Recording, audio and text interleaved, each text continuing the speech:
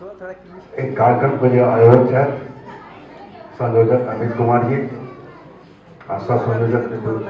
ऋषि राज जी, उनका हम धन्यवाद छियै कि अहाँ ये जो मिथिला के पर्व झिझिया या मिथिला में लोग तो हो जा रहे थे। हम बेसी पर नहीं बाजा, लेकिन एक बात जरूर कहबा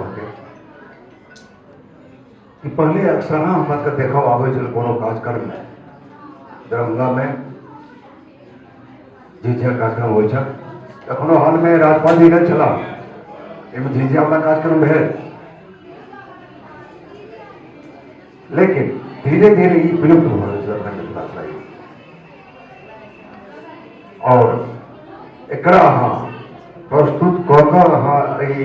अपना समाज के अपना लोक पर्व जे मिथिला के तकरा जगह के रखने छी ताहिके लेल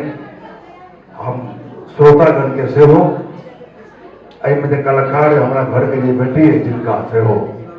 हुनका अपना हृदय से आभार आ धन्यवाद व्यक्त करै छी कि अहाँ निश्चित रूप से लोक पर्व के समय समय पर प्रस्तुत कर रही जैसा हमारे कम से कम ध्यान हमारे भटके नहीं